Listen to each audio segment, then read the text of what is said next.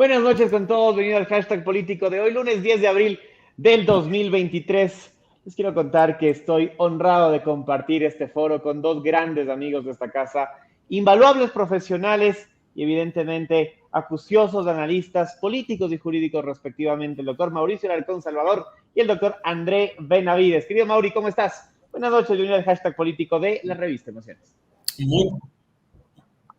Yo siempre contento de estar aquí contigo, mi querido César Luis, y por supuesto, no se diga compartiendo espacio con André, más aún en esta coyuntura que creo que, como ya lo decía André en la mañana en sus redes sociales, no solo amerita debate jurídico, sino sobre todo debate político, porque aquí todo es posible. André, muy buenas noches, bienvenido al hashtag político. ¿Cómo estás? Hola, mi querido César Luis, muchas gracias por la invitación. De igual forma, honrado de poder estar en este espacio con un querido amigo como Mauricio Alarcón y por supuesto con los ciudadanos, las personas que nos miran a través de la revista Emociones. Lo están viendo ustedes, vamos a analizar esta noche el juicio político al presidente Lasso que inició ya en la Comisión de Fiscalización luego de que la Corte Constitucional diera la viabilidad jurídica para que se avance por una y no las tres causales iniciadas. Y voy precisamente a hablar de esa parte de derecho con André. ¿Cómo es eso que la Asamblea Nacional solo aprueban una de las tres causales? Así de mal están nuestros asambleístas y sus fundamentaciones. Bueno, en realidad a mí me llamó profundamente la atención el dictamen de la Corte Constitucional por varios motivos. El primero, recuerden que cuando se da este informe del caso Gran Padrino, el tema de peculado en Flopec ni siquiera se lo mencionó. Entonces, no estaba en el radar para un posible juicio político.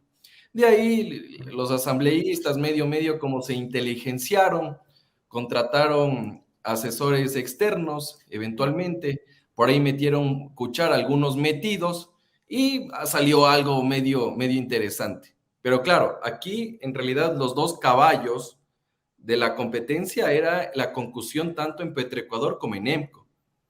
Y le metieron de carambola el tema de Flopec.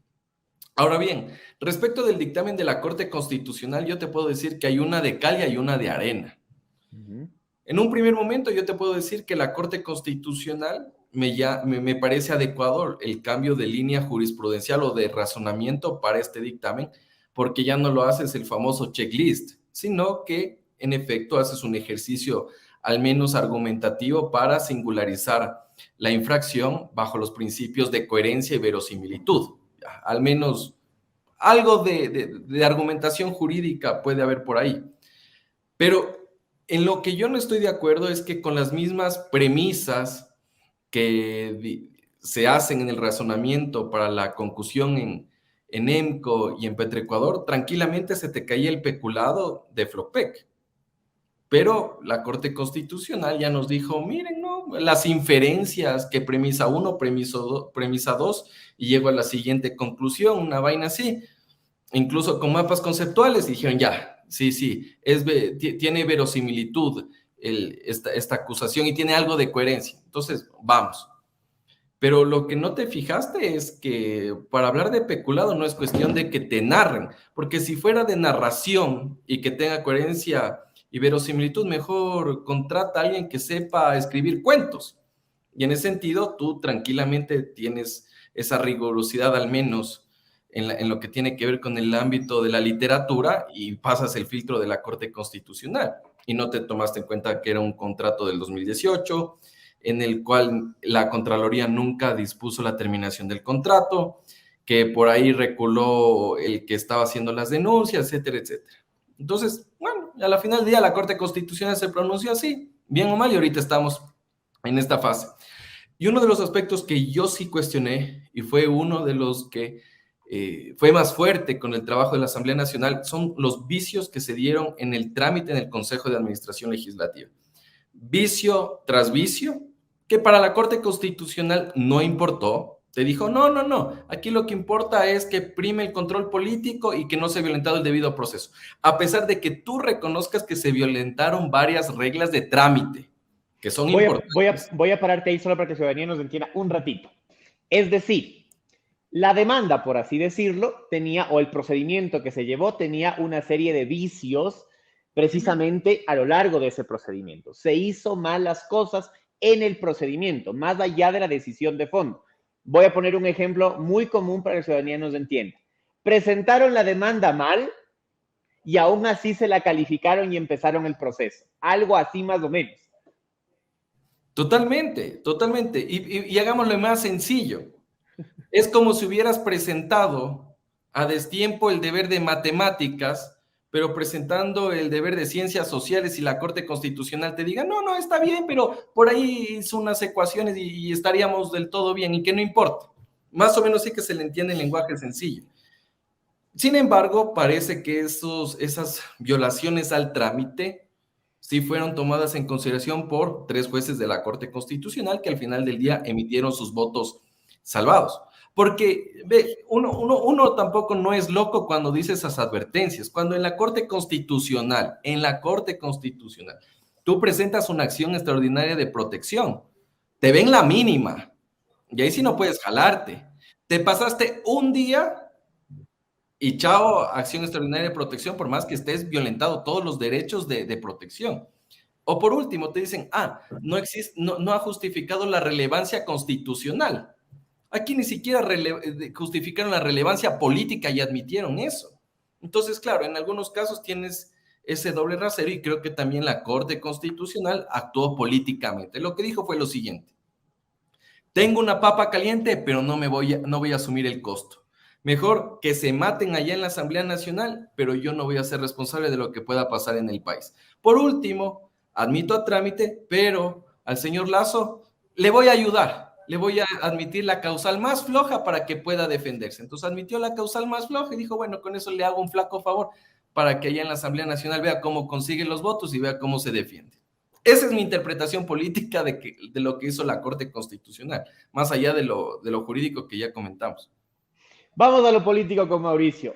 ¿A qué nos estamos enfrentando? Estamos en un circo, estamos en una preproducción de una serie. Yo creo que Juego de Tronos queda corta al lado de la política ecuatoriana en los últimos 22 meses.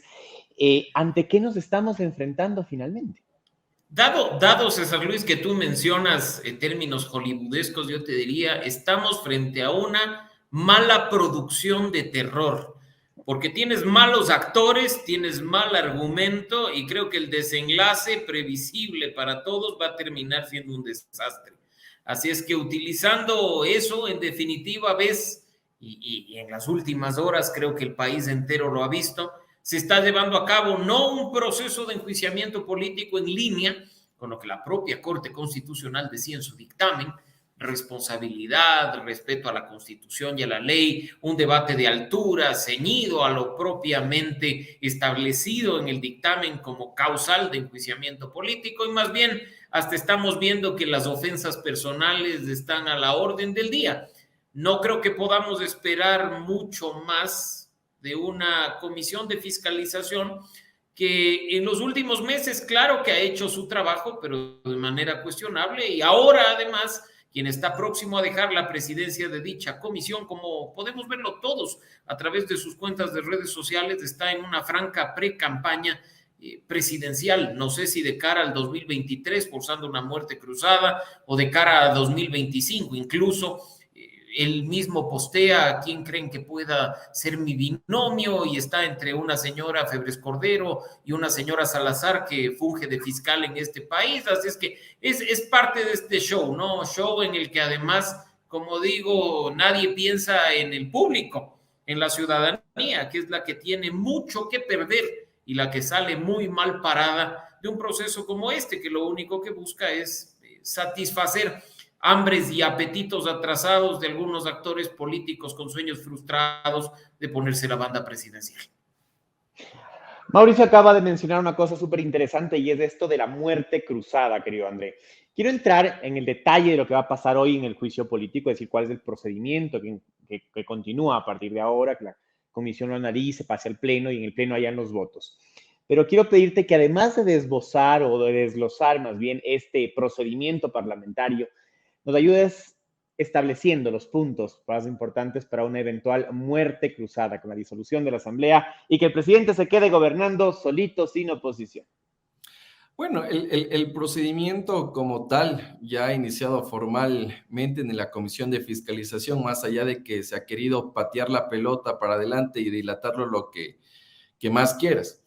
Pero evidentemente esa dilatación no es un tema casual, porque de lado y lado algunos quieren apretar el acelerador para que sea antes de la negociación en la renovación de autoridades, y en cambio otros quieren que sea después, porque saben que los votos del juicio político dependen del repartitute que se dé en la Asamblea Nacional. Eso es claro, eso es claro.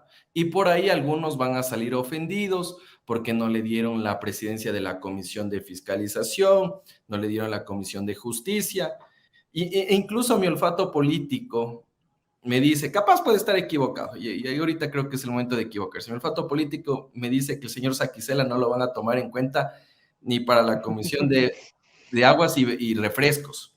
Eso me dice mi olfato político, que al final del día se va a quedar con los churos hechos.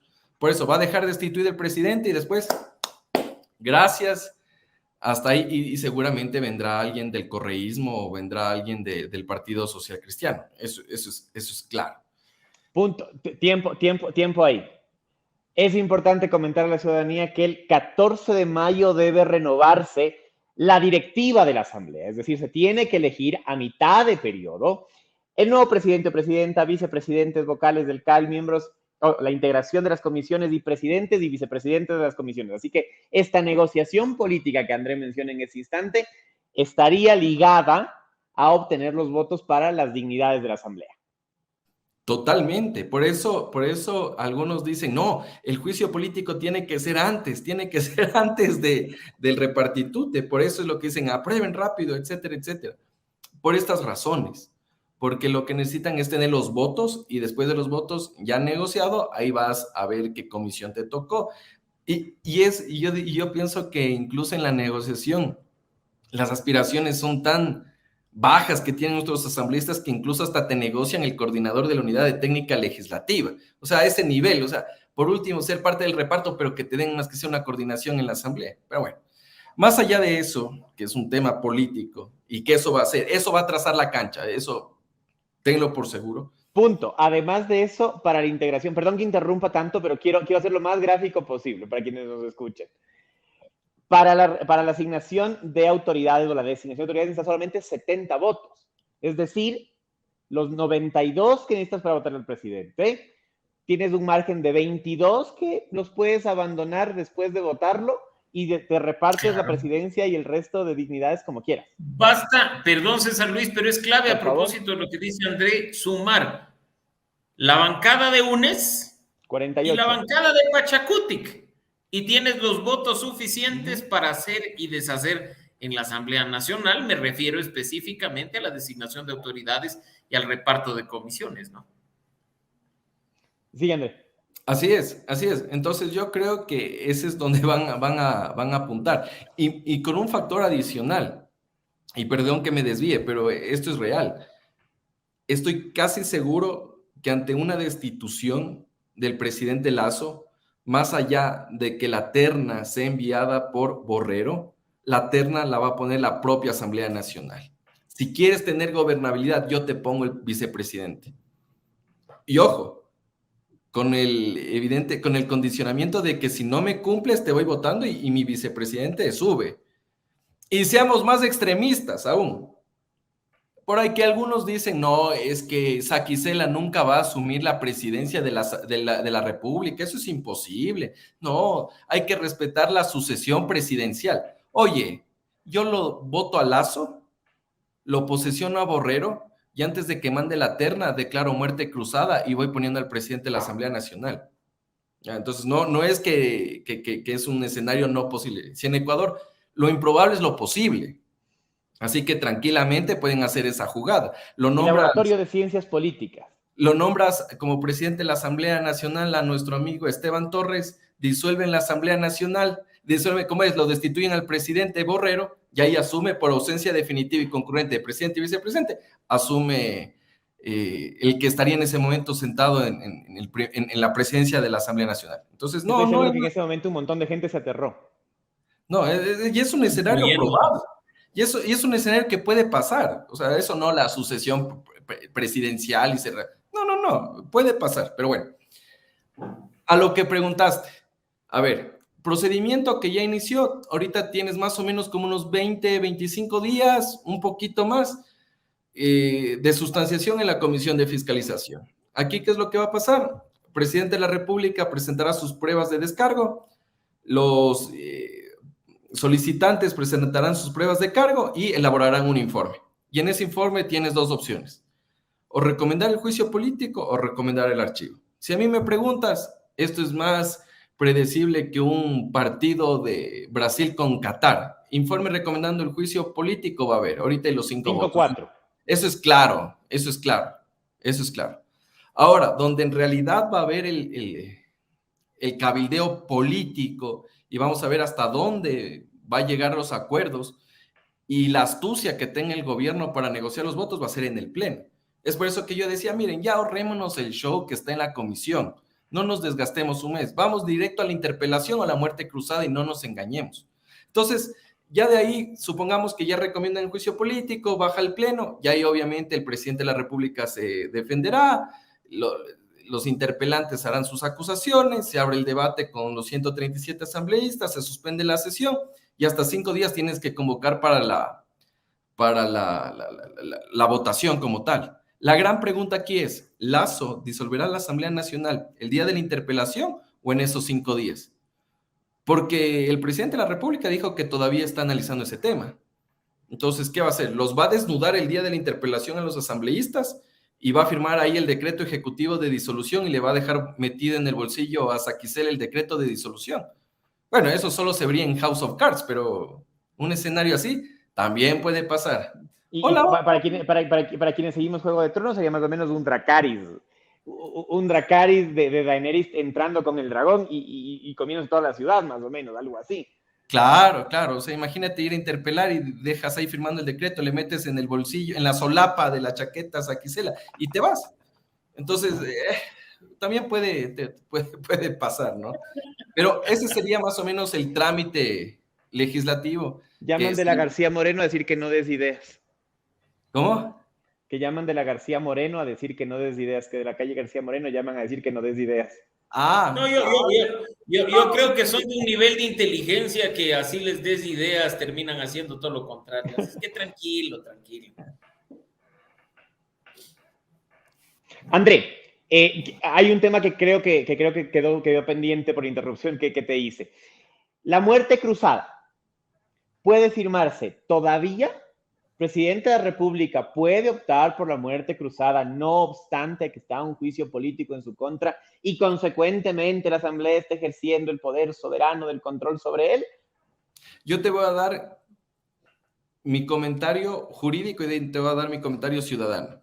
Jurídicamente hablando, puede en este momento, siendo lunes 10 de abril, las 8:23 de la noche, firmar el decreto de disolución de la Asamblea Nacional. Y tú tienes ciertas limitaciones, tienes 2 limitaciones, la causal y la temporalidad. La temporalidad la tienes. La causal tiene que escoger el presidente de la República, si quiere hacerlo por grave crisis política o por bloqueo del Plan Nacional de Desarrollo. ¿De acuerdo? Porque la derogación de funciones la veo harto difícil porque tiene que ir a la Corte Constitucional. Entonces, a mí me preguntas, no existe restricción alguna y el presidente de la República lo puede hacer en cualquier momento. Incluso, como yo te digo, el rato de la votación tenga, ya, se acabó. Porque es un acto político, es un acto político de oportunidad política que evidentemente va a tener un fundamento jurídico.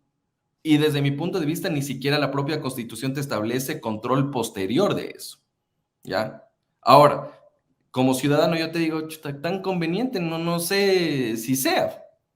Ese es como ciudadano, yo te digo, no sé qué tan conveniente sea, porque después se te va a venir toda la organización indígena, los movimientos indígenas se te vienen encima. ¿Y qué gobernabilidad vas a tener? Esa es otra cosa, y que vas a vivir más caos, Por último, dejas esa Asamblea Nacional impresentable de la resolución del bizcocho y que se dedican a dar declarar el Día del Perro, a no tener Asamblea Nacional y se te viene todo el pueblo encima. Entonces, obviamente que hay que escoger, es más o menos, querido César Luis, Mauricio, es como escoger entre el cáncer y el SIDA, por así decirlo. Así es. Dado esto, que ya Andrés nos explicó que efectivamente pues, se puede declarar en cualquier momento, hay dos escenarios, querido Mauricio.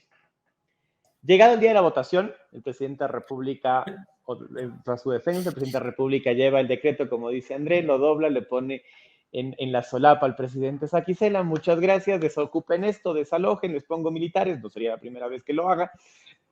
Primera opción. O la segunda, que con la habilidad política de Henry Cucalón logre conseguir los no 92 votos, es decir, obtener solamente 91 para votar. Sí. Supongamos que tengamos este segundo escenario, que la habilidad política de Cucalón, un bombero en un gobierno de incendiarios, mucho más amplio de discusión, de conversación más amplia. Si el presidente no se va por la vía de los votos, si el presidente solo tiene 91 votos en contra y consecuentemente se queda, ¿qué tipo de país le queda al presidente de la República? Yo me preocuparía más por qué tipo de presidente nos queda al país, mi querido César Luis.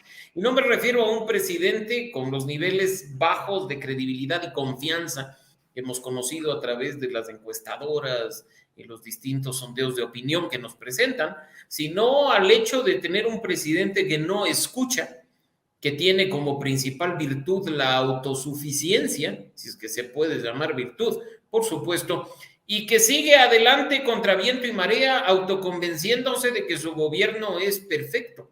Cada vez que da una cadena nacional, cada vez que da una entrevista exclusiva a un medio de comunicación nacional, nos presenta a los ecuatorianos un país de fantasía, una película de ciencia ficción en la que ni siquiera tiene idea de lo que está sucediendo y cuando le preguntas A, te contesta B y sigue adelante.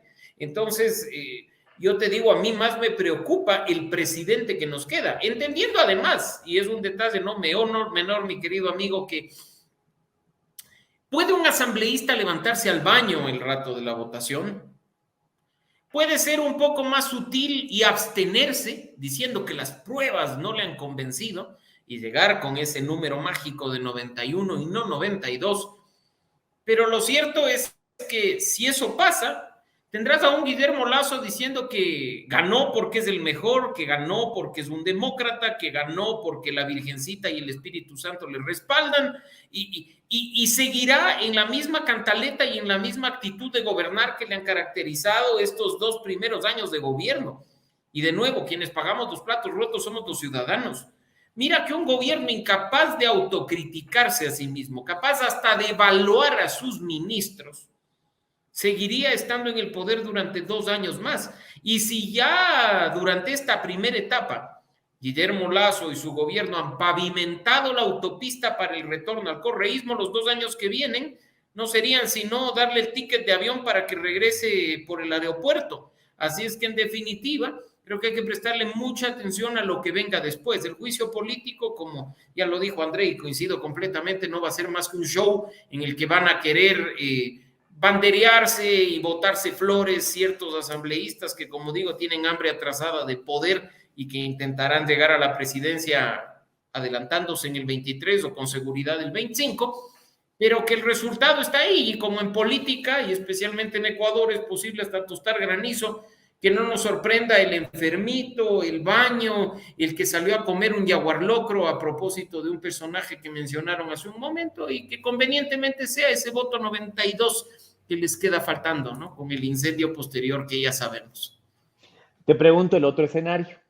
¿Qué pasa si hay muerte cruzada? El presidente de la República gobierna sin asamblea 6 meses. Corrígeme, Andrés, si es que estoy mal. No puede hacer ninguna modificación de ley, sino solamente decretos de ley en materia económica con aprobación de la Corte Constitucional. Previo dictamen de la Corte Constitucional, César Luis. O sea, no es así nomás. Exactamente. Entonces, a ver, pero finalmente no tiene una asamblea, no tiene este ataque, entre comillas, político, y muy probablemente esté en una posición de, si bien va a tener un choque social muy importante, sobre todo en Quito, de trabajar 6 meses sin oposición con unas arcas del Estado medianamente estabilizadas y O hacer sea una que tú inversión crees que social va a loca. trabajar esos 6 No, meses. te estoy planteando el escenario.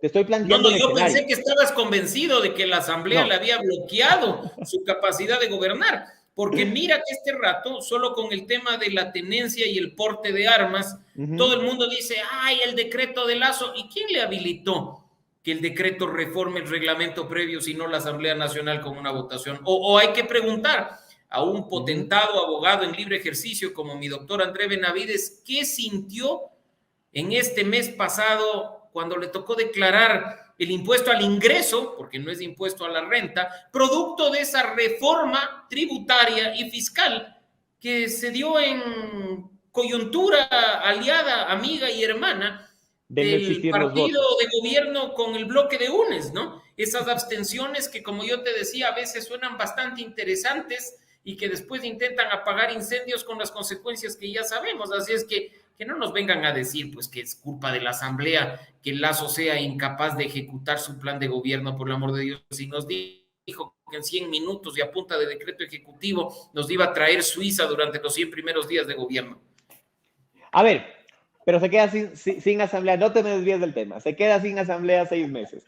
La asamblea no le va a molestar, el presidente va a tener la chequera del Estado listita para empezar a hacer gasto social.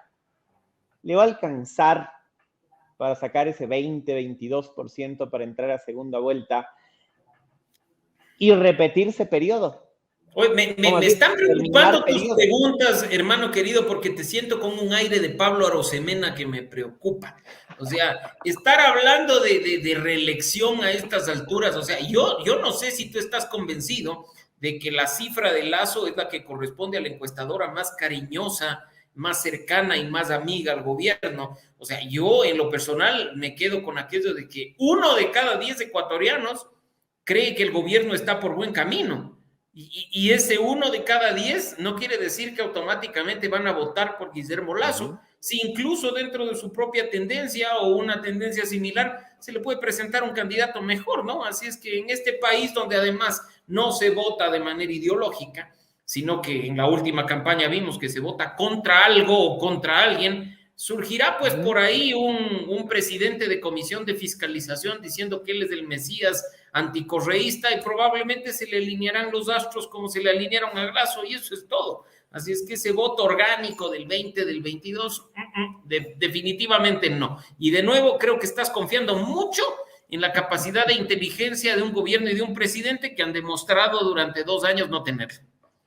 Voy a hacer la pregunta al Andrés respecto a lo jurídico. Hay una confusión tremenda de la ciudadanía en que dice, ok, adelantamos las elecciones y es periodo nuevo. Si se adelantan las elecciones, quien es electo termina el periodo exclusivamente. Estás con el micrófono apagado, amigo.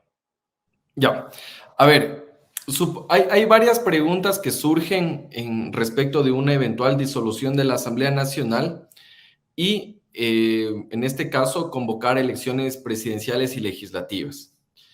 En este caso, obviamente que si es que alguien se presenta en estas elecciones va a ser para completar periodo, es decir, para el 14 de mayo o el 24 de mayo respectivamente, sea para asamblea o presidente de la República. Primer punto. André, perdón, ¿cuánto tiempo tendría que pasar entre la declaratoria, entre esta muerte cruzada, entre la disolución de la asamblea y la siguiente elección? Ya, a ver, una vez firmado el decreto ejecutivo, el CNE tiene 7 días para convocar elecciones. Y aquí vamos con otro problema. ¿Qué pasa si el CNE no convoca elecciones? A ver, ¿hay juicio político para el CNE si no convoca elecciones? No tienes Asamblea Nacional. Pero afortunadamente, el Código de la Democracia sí te resuelve ese escenario. Te dice, si no convocas elecciones por este tema, la Corte Constitucional te hace un llamado de atención. Y si en 48 horas tú no convocas elecciones, te destituye la Corte Constitucional, suben los suplentes y tiene que convocar elecciones. Entonces, pregunta ahí, ¿quién posesiona los suplentes? En este caso, la Corte Constitucional sería. Ya. Sería la Corte Constitucional. No, incluso los suplentes están posesionados. Lo que aquí van a hacer Solamente es tendrían que cumplir funciones. titularizarles. Posesionados están. ¿Y qué Ahora, pasa con el proceso de renovación parcial del CNE que está en primera o segunda? no, eso se va a quedar ahí durmiendo el sueño de los justos, porque hasta ahora no creo que acaban de decir el periodo electoral. Todavía creo que ni acaban. Y claro, en el periodo electoral tú tienes esta inmunidad, tanto en lo político como en lo penal. Entonces, para ellos siempre están en periodo electoral para que no les sigan juicio político. Esto, un punto. Vamos con el segundo. Hay algunos políticos que en cambio se están frotando las manos porque la Corte Constitucional en el año 2009 sacó una sentencia interpretativa respecto de los efectos que tiene la muerte cruzada. Entonces, hay algunos que te dicen, oye, esto es un periodo nuevo y por lo tanto se me computa como un periodo, y es decir, que si yo soy nuevito, me presento y gano, solo podría reelegirme una sola vez, y la respuesta es no. La Corte Constitucional dice, mire, usted va a completar periodo, es decir, este año y medio, 2 años, pero eso no se le computa para efectos de reelección, es decir, que usted tranquilamente podría estar no 8 años en el cargo, puede estar 9 años y medio o 10 años. Y tomando en cuenta, y aquí le quiero meter candela a esta cuestión, supongamos que dice, oye, este completar periodo no es imputable para reelección. Bajo ese contexto, el expresidente Correa tranquilamente podría participar. En ese contexto, porque no es reelección, es completar periodo. Pero tiene Y sentencia ejecutoriada en contra. Bueno, No, y no tiene derechos de participación, pero Exacto, o sea, claro, desde lo político podría hacerlo, desde lo jurídico no. Claro, o sea, teniendo en cuenta que no tuviera sentencia ejecutoriada, supongamos. Porque ahorita acabas de darle el mejor regalo por sus 60 años. Claro, entonces, pero... Mauricio se quedó colgado ahí, ya, ahí sí ya volvió. Pero, por ejemplo, aquí también metémosle otro tema adicional. Los asambleístas que ya cumplieron los 2 años, los 2 periodos, tranquilamente podrían participar para completar este año y medio. Podrían hacerlo. Cristina Reyes podría ser candidata, por ejemplo. Tranquilamente, Henry Cucalón, Marcela Guiñaga, entre otros, podrían ser. Decir, bueno, la ultimita, el último año y medio y para hacer palestra, para lanzarme a la presidencia. Podría ser. Entonces, es lo que nos dijo la Corte Constitucional y es importante tomar en cuenta esos efectos jurídicos del fallo. No por eso, mis queridos amigos, no es descabellado que el señor Yacu Pérez va más allá, pues, porque él dice, oye, ahorita no tengo Pachacutic, me hago alianza con el señor Larrea, que tiene partido político, y yo sé que si hay muerte cruzada, por ahí voy terciando. Y por ahí también sale el señor Villavicencio y hace las sesiones de la Comisión de Fiscalización a nivel territorial. O sea, cada uno va haciendo con su calculadora en mano, calculadora política en mano, todas las jugadas en estos últimos días que se van a dar. El tiempo no nos dijiste, es decir, ¿cuánto tiempo pasaría desde la declaratoria de muerte cruzada hasta la elección? Verás, ahí tienes un tema. En el Código de la Democracia, cuando se dan este tipo de procedimientos, dice no puede ser superior a 90 días. Es lo que te dice el Código de la Democracia. Justamente en esta regulación respecto de que cuando el CNE no convoca elecciones. Pero si vamos al calendario ordinario, el que tú utilizas para las elecciones en febrero cada 4 años, más o menos son 6 meses. Entonces, ahí tenemos esa dicotomía si hacemos caso a los 90 días o al calendario ordinario para elecciones generales. Entonces, yo te diría que entre 3 a 6 meses. No hay una solución cerrada respecto de este tema. Es que, ¿por qué es importante esto? Porque, a ver, supongamos que se cumplen los días de la Asamblea, ¿no es cierto? Y que finalmente el juicio político se vota, digamos que antes del 14, el 13 de mayo se va a votar. El presidente de la República dice, boniticos, muchas gracias. Señores, aquí se les será el último presidente de este periodo. Se van a sus casas todos. 6 meses es hasta noviembre. Y si tú tienes segunda vuelta, que muy probable habrá segunda vuelta, que es en un mes, ¿no es cierto? Estás hablando de que de regalo de Navidad los ecuatorianos podríamos tener nuevo presidente o presidenta para completar el periodo. Y además de eso, tendríamos nuevos asambleístas para completar el periodo igualmente. Más o menos serían así los cálculos. Sí, ese es un factor muy importante el que tú señalas, porque en esa regulación de 3 meses no está considerado la segunda vuelta electoral. Y tú tienes que tener una diferencia, me parece, creo que es de 1 mes o 45 días entre la primera y la segunda vuelta electoral. Entonces ahí tranquilamente ya te comes 1 mes y medio. Entonces, haciendo los cálculos, como bien tú señalas, César Luis, eventualmente tengamos a fines de este año ya nuevo presidente eh, y Asamblea Nacional. Obviamente que para completar solo periodo. 137 asambleístas se renuevan, querido Mauricio. El censo no se ha publicado todavía, así que técnicamente no hay nueva asignación de curules por provincia. Veamos si es que no se publica misteriosamente antes de, en cuyo caso aumentaría la cantidad de legisladores a 150 o 152, según algunos cálculos conservadores que he visto. ¿Cuántos pueden reelegirse? ¿Cuántos de los actuales legisladores podrían esperar volver al Parlamento Nacional? Bueno, pero es que partamos del hecho de lo que ya mencionaba André, que propiamente no es una reelección ni siquiera para los que están en funciones.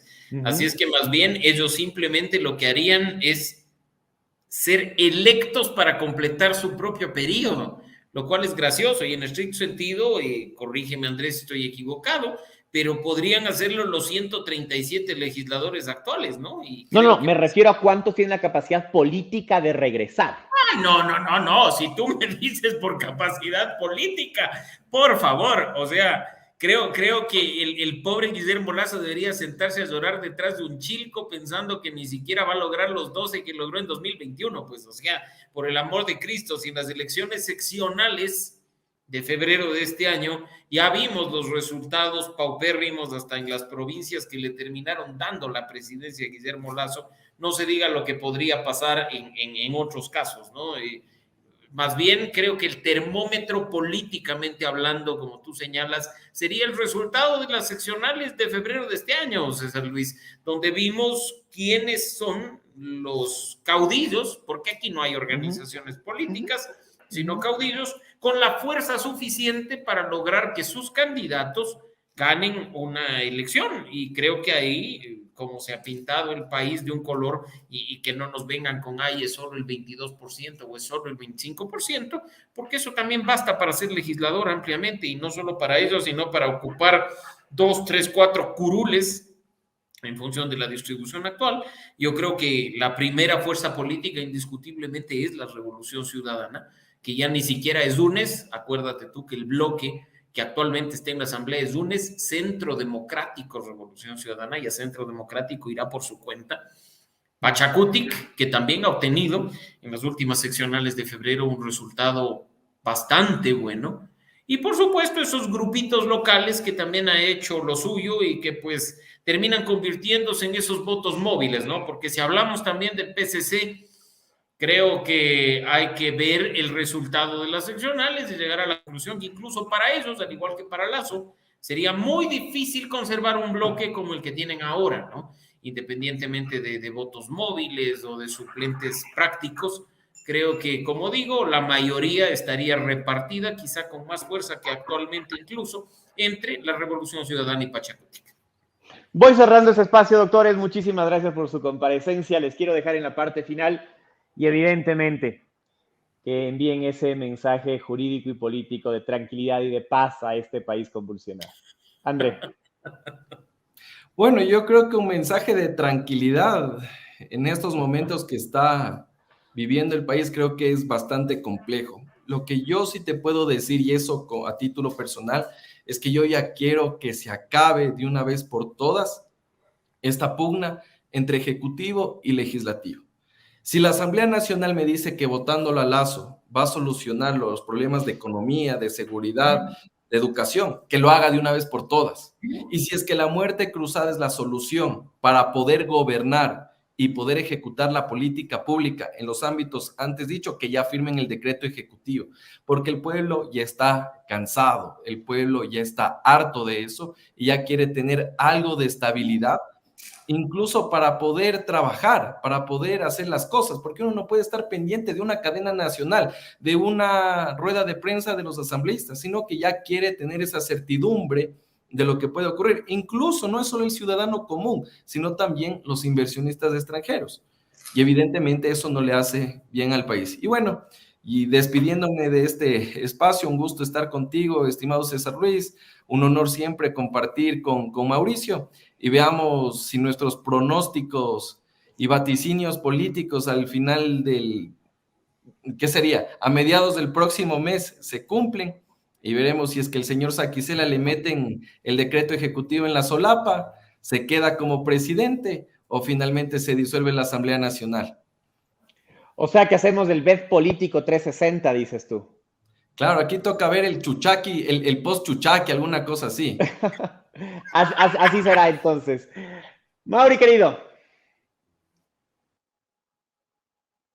Bueno, si es que retomamos el contacto, lo ponemos en su despedida. Ahí estás, volviste. Boicot, quiero hacer un cierre de puro agradecimiento y se cae el internet, hermano, así no se puede. Yo nuevamente agradecerte a ti, un honor estar con André, y retomo lo dicho inicialmente, que esta es una mala película de terror con pésima producción, malos actores, y creo que tendrá un final que nos dejará a todos con un mal sabor de boca, porque todo está pensado para satisfacer esas hambres políticas de unos pocos, y ni nada, ni mínimo, ni máximo pensado en los ecuatorianos. Así es que simplemente mi invitación a que todos sigamos el proceso, estemos atentos de lo que pase y podamos sacar nuestras propias conclusiones. Muchísimas gracias, mi querido Mauri. Gracias igualmente a ti, André, por la comparecencia esta noche en el hashtag político de la Revista Emociones. A ustedes lo de siempre. Suscríbanse en todas las redes de la Revista Emociones, particularmente en nuestro canal de YouTube. Denle clic a la campanita para que les avise cada que subamos nuevo contenido. Esto fue el hashtag político de la Revista Emociones.